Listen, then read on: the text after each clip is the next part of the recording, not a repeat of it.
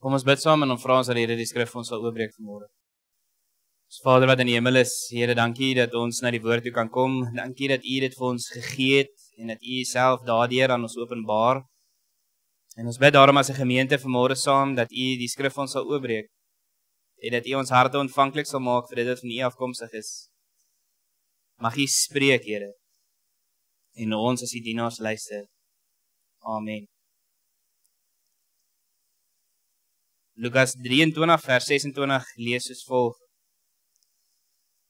Terwyl hulle hom weglei, gryp hulle 'n sekere Simon van Sirene, wat toe net van buite die stad afgekom het, en sit die kruis op hom om dit agter Jesus aan te dra. 'n Groot menigte van die volk het agter Jesus aangeloop, onder wie ook vroue wat oor hom getreur en gehuil het. Maar Jesus het na hulle toe omgedraai en gesê, vroue van Jerusalem, moenie oor my huil nie, huil oor julleself en julle kinders, want daar kom dae waarin hulle sal sê, hoe gelukkig is die onvrugbare vroue en die wat nooit 'n kind in die wêreld gebring het of gevoed het nie. Dan sal hulle vir die berge sê, val op ons, en vir die heuwels bedek ons. As hulle dit met die groen hout doen, wat sal hulle dan met die droë hout, wat sal dan met die droë hout gebeur? Daar is ook 2 ander, albei misdadigers, weggelei om saam met Jesus tereggestel te word. Toe hulle by die plek kom wat Kolbeen genoem word, het hulle hom daar saam met die misdadigers gekruisig. Die een aan sy regter en die ander een aan sy linkerkant. En toe sê Jesus, Vader, vergeef hulle, want hulle weet nie wat hulle doen nie. Hulle sy klere verdeel deur te loot, die volk het daar gestaan en kyk. Hulle raadslede het hom ook uitgelag en gesê, ander het hy gered, laat hy homself red as hy die Christus is wat deur God uitverkies is. Ook die soldate het vorentoe gekom en hom bespot. Hulle het vir hom suur wyn aangebied en gesê, as jy die koning van die Jode is, red jouself. Daar was ook 'n opskrif bokant hom, dit is die koning van die Jode. Een van die misdadigers wat daar gehang het hom gelaster deur te sê, is jy dan nie die Christus nie? Red jouself en ons ook. Maar die ander een het hom tereggewys en gesê, is jy nie bang vir God nie? Jy ondergaan tog dieselfde straf as hierdie man. In ons geval is dit regverdig, want ons ontvang die verdiende straf vir ons dade. Maar hierdie man het niks verkeerds gedoen nie. Verder sê hy, Jesus, dink aan my wanneer u in die koninkryk kom. Jesus antwoord hom, ek verseker jou, vandag sal jy saam met my in die paradys wees. Dit was al omtrent 12 uur, toe kom daar duisternis oor die hele land, en dit het tot 3 uur geduur. Die son het opgehou om te skyn. Die voorhangsel in die tempel het middeldeur geskeur, en Jesus het hard uitgeroep, Vader, in u hande gee ek my gees oor. Na hierdie woorde het hy die laaste asem uitgeblaas. Toe die offisier sien wat gebeur het, het hy God geprys en gesê, hierdie man was werklik onskuldig. Al die mense wat saamgedrom het om na die skouspel te kom kyk en gesien het wat daar gebeur het verslae huis toe gegaan. Maar al Jesus se vriende, ook die vroue wat hom van Galilea afgevolg het op 'n afstand bly staan. Hulle het al hierdie dinge gesien. Daar was 'n man met die naam Josef, afkomstig van 'n Joodse dorpie, Arimatea. Hy was 'n goeie en opregte man en het die koms van die koninkryk van God verwag. Hoewel hy lid van die Joodse raad was, het hy nie met hulle besluit en optrede saamgestem nie. Hierdie man het na Pilatus toe gegaan en die liggaam van Jesus gevra. Nadat hy dit van die kruis afgehaal het, het hy dit in linne toegedraai en in 'n rotsgraf neergelê, waarin nog nooit tevore iemand begrawe was nie. Dit was Vrydag, en die Sabbat het al begin aanbreek. Die vroue wat saam met Jesus van Galilea afgekom het saamgeloop en die graf gesien en gekyk hoe sy liggaam neergelê word. Daarna het hulle huis toe gegaan en reukolie en salf reggemaak, en op die Sabbatdag het hulle gerus soos die gebod bepaal. Net tot sover.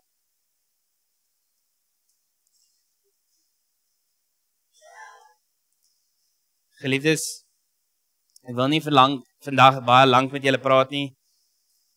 Net 'n paar ernstige dinge wat ek met julle wil deel, en dit is wil ek met julle gesels oor die motief. Hoekom is dit nodig dat ons Here Jesus Christus deur die lyding gegaan het, waardeur hy gegaan het? En 2 wil ek graag julle uitstuur vandag, deur vir jou te sê van die staanspoor af. Dit was vir Jesus baie persoonlik. Wat bedoel ek daarby? Die evangelies maak dit vir my en vir jou baie duidelik van die staanspoor af, dat ons Here is die goeie herder, sê hy van homself. En hy ken sy skape en sy skape ken hom, en hulle reageer op sy stem. So dit sê vir u en vir my, dat toe Jesus kruis toe gegaan het en gesterf het aan die kruis, en die sonde van mense op hom geneem het, het hy nie gesterf vir naamlose, gesiglose mense nie. Hy het gesterf vir spesifieke mense.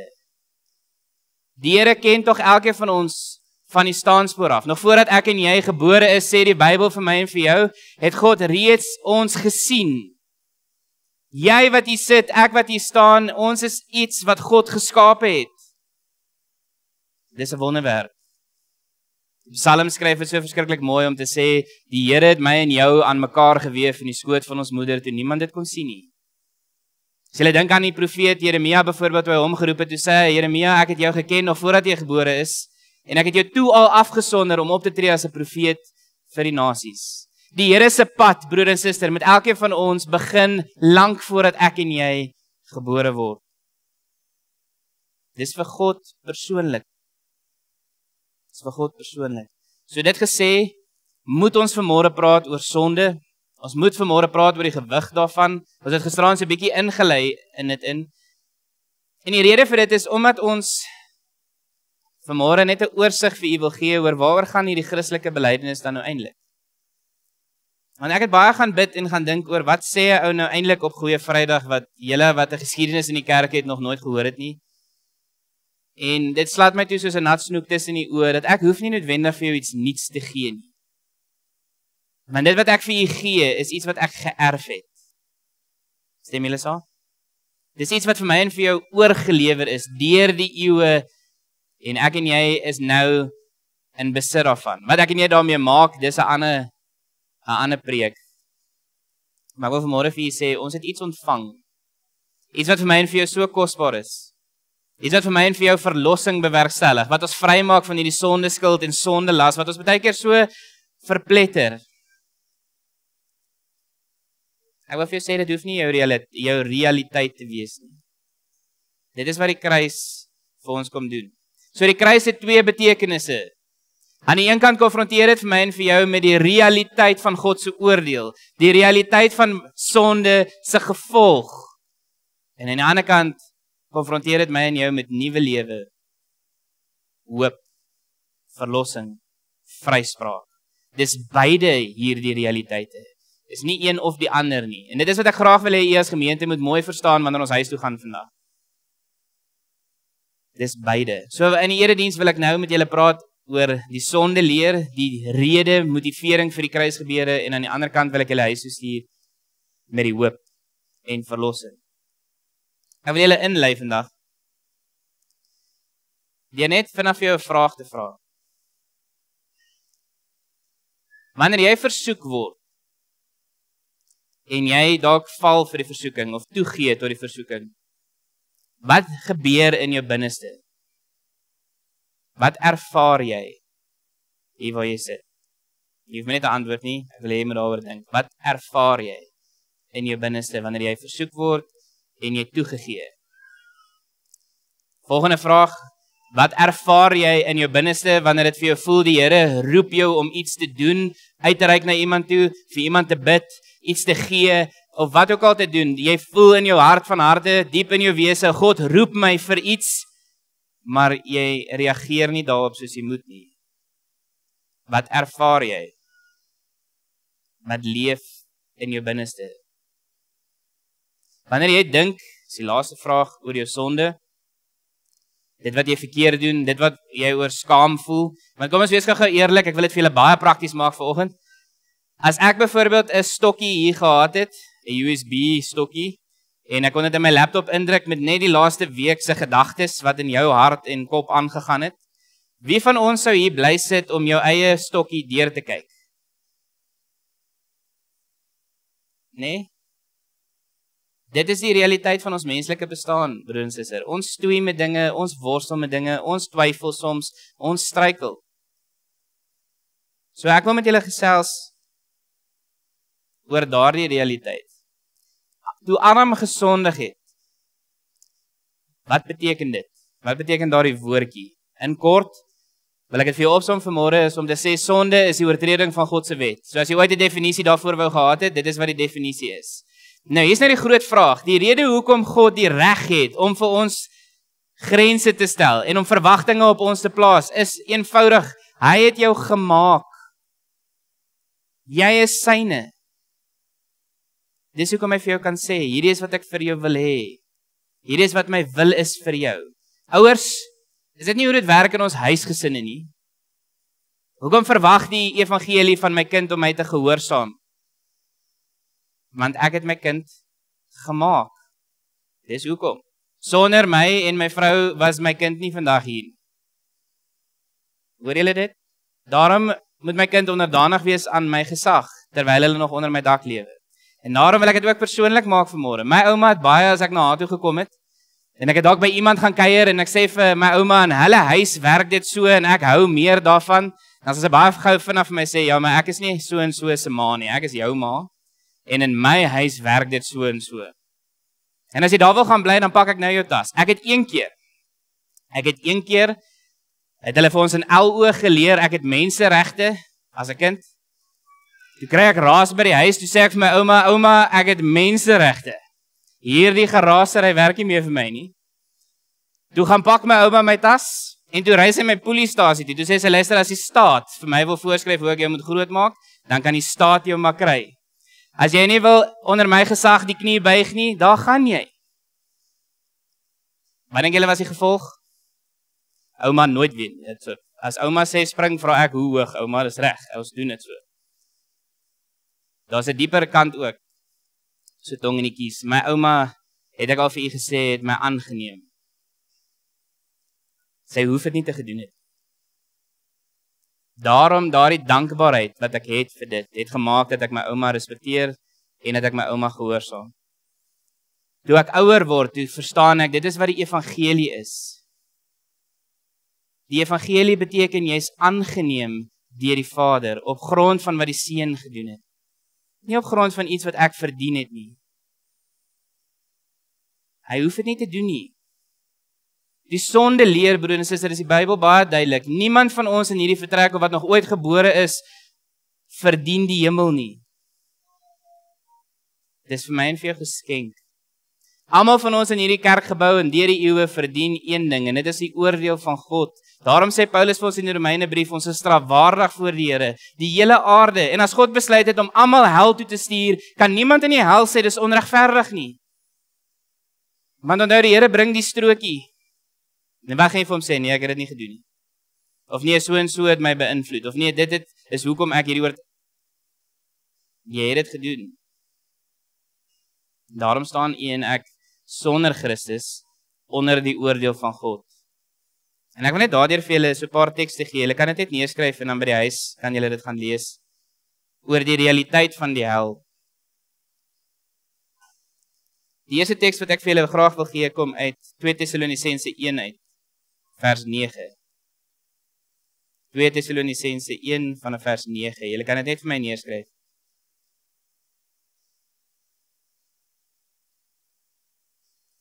In 2 Tessalonisense 1 vers 9 word die hel beskryf, as ons praat oor die aard daarvan, dat dit die ewige verdoemenis is, 'n realiteit waar God absoluut afwesig is. Vraag wat ek vir u wil vra, soos wat jy deur jou lewe gegaan het al en deur jou lewe gaan, daardie momente van genade wat jy koester, daardie momente van vryspraak wat jy koester, daardie momente van liefde en universele versorging wat die Here vir ons almal gee, te midde van ons seer kry en lyding, kan jy 'n realiteit indink waar dit glad nie moontlik is? Bestaan nie. Kan jy jou so 'n realiteit insien? God se liefde, genade, teenwoordigheid is nie daar te vind nie. wat is daar te vind? Ek weet nie of julle dit weet nie, maar ons Here Jesus Christus het meer oor die hel gepraat as enige ander figuur in die Bybel. Hoekom? Want dit is waarvan ek en jy verlos is.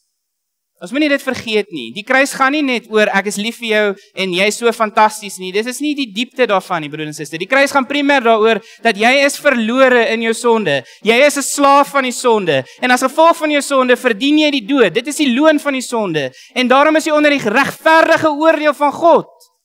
Maar ek is lief vir jou.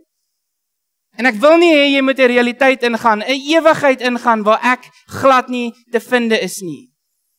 Hoekom? Want ek het jou geskape vir my.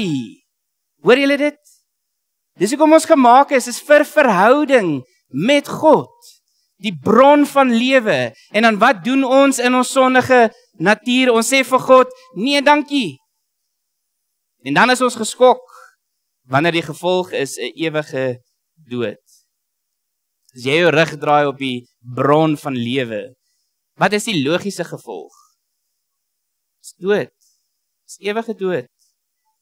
Dit is Christus se dringendheid, julle. En hy beskryf die hel as 'n plek van vuur wat nie geblus word nie, waar die wurms nie doodgaan nie, waar daar 'n geknal en 'n geknars is van tande. En nie net gaan dit oor die fisiese pyn wat ek wil hê julle moet aandink nie, dit gaan ook oor spyt. As julle dink aan Lazarus en die ryk man wat vir Lazarus vra asseblief sit net jou vinger in water en drup dit op my tong want ek ervaar ewige lyding. En dan sê hy, gaan terug na my familie toe en waarsku hulle. En dan sê Abraham, hulle het die wet en die profete en as dit hulle nie oortuig nie, sal iemand wat uit die dood uit aan hulle verskyn, hulle ook nie oortuig. Ewige spyt van die genade wat ons verwerp. Kan jy jouself indink? Kan jy jouself indink? Jesus kom leer vir my en vir jou. En ek wil net hê julle moet hierdie neerskryf in Matteus 10 vers 28 sê Jesus die volgende woorde. Hy sê ons moet nie mense vrees nie wat jou liggaam kan doodmaak nie. Hy sê vrees eerder hom wat die siel en die liggaam in die hel kan vernietig. Daarom het julle nou gehoor, die effek van sonde, die gevolg van sonde is 'n afbreek in vrees van die Here. Ek vrees nie die Here soos wat ek moet nie.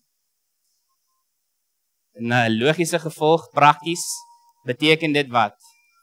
Dit beteken vir my en vir jou, dat die Here nie vir my en vir jou gaan voorskryf nie, want ek en jy weet beter. Dis die logiese gevolg. Die Here gee vir ons riglyne rondom hoe ek moet leef, en dan sê ek vir die Here, ek weet beter.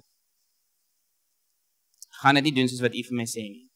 Ouers, ek dink dis hoekom die Here vir ons tieners gee. Nee? Ek gee vir jou klere, ek sorg vir jou, ek gee vir jou liefde, en dan wat doen jy? Jy stoot my heeltyd weg, en jy wil niks met my te doen nie. En dan gaan ons na die Here toe en sê, Here, hierdie tiener van my maak my lewe moeilik, en dan sê die Vader, ja.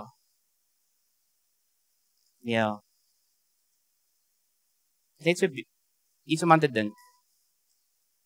Want deur ouerskap, deur rondom ons te kyk, die menslike ervaring is nie so ver verwyder julle van God se verhouding met my en jou nie. Want hy is 'n Vader wat hom oor ons ontferm.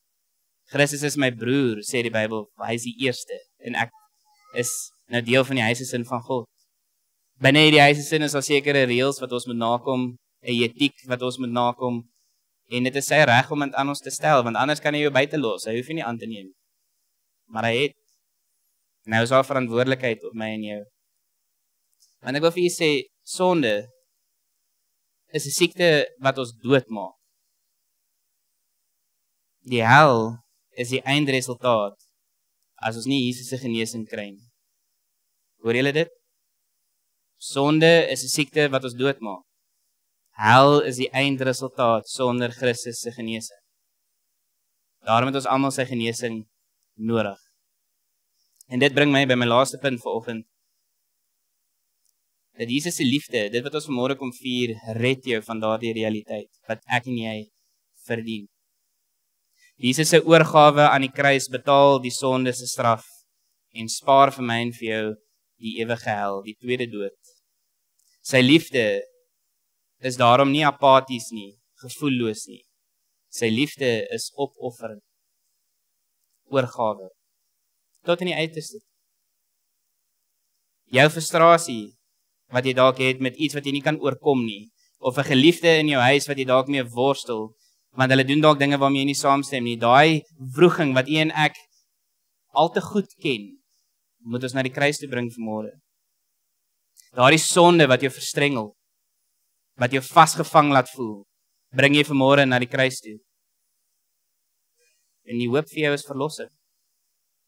Die gebed op ons harte is vryspraak, 'n skoon gewete voor God. Die oproep dan as reaksie is, Here, omdat ons dankbaar is vir hierdie wonderlike realiteit, lewe ons 'n lewe van danksegging tot eer van U naam. Daarom kom ons U reëls na, daarom gehoorsaam ons dit wat U van ons vra, daarom doen ons die dinge wat in die Bybel aan ons opgedra word, nie omdat dit ons red nie, maar omdat dit 'n manier is waar ek vir die Here kan sê, dankie. Dankie vir dit wat jy vir my gedoen het, sonder dat ek dit verdien. Dankie, soos ons nou gaan sing, genade onbeskryflik groot, dat toe ek nog my lewe wou beplan en al hierdie dinge doen, toe kom gryp U my aan die bors en sê, welkom tuis. Jy het klaar jou skuld gedra. Dis betaal, broer en suster. Jou sonde van gister, jou sonde wat jy vandag nog gaan pleeg, jou sonde wat jy vir die res van jou lewe gaan pleeg, al daardie lading is op Jesus geplaas. Hoor julle dit? Dis hoekom ons opgeroep word om te strewe na heiligheid, want dis 'n getransformeerde lewe. Iemand wat dit verstaan, sal nooit weer dieselfde kan dink oor sonde nie. Dit gee 'n bitter smaak in my mond. Ek haat dit met 'n passie, want dit bring skeiding tussen my en my Here. En ek haat dit. Ek wil nooit weer van hom geskei word. Hoor julle die liefde ook dan in ons hart? Ons liefde is 'n reaksie op sy liefde. Ek pleit by julle vanmôre, aanvaar Jesus se genade vandag opnuut, wanneer ons na die nagmaalstafel toe kom, is 'n geleentheid vir jou en vir my om ons opnuut aan die Here te wy. Sê dankie vir dit wat U vir ons kom doen het. Gee jou lewe aan die Here soos hy ook sy gees aan die Vader oorgegee het. Leef onder leiding van sy gees. Dis waartoe U en ek geroep word. Kom ons bid saam.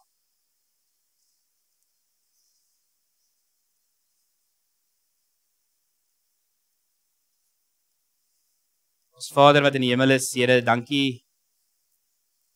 Dankie vir hierdie wonderlike realiteit, dat ons versoen is, dat ons vrygespreek is, dat daar niks is wat ons na die tafel toe kan bring nie. En waar ons nou aan U tafel kom sit, ons Here Jesus, sê ons vir U dankie, dat U ons uitgenooi het om dit te doen. Dankie dat U vir ons die geleentheid gee om aan U tafel te kom sit en die tekens te gebruik en terug te dink aan U liggaam wat gebreek het en aan U bloed wat gevloei het, tot volkome versoening van al ons sonde. Volkome versoening. Ek bid, Here, dat ons dit regtig sal verstaan in hierdie Paastyd. Daarom is ons vry in Christus, om binne die riglyne wat U vir ons gegee het, te leef tot eer van U. Help ons daarin, en waar ons nou aan tafel kom sit, bid ons, Here, dat U dit sal seën, en dat U ook die doel sal bereik met die nagmaal. Mag U ons versterk in die innermens, en versterk in ons geloof.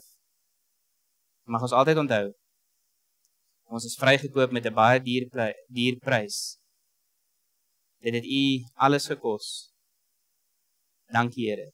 In Jesus naam. Amen.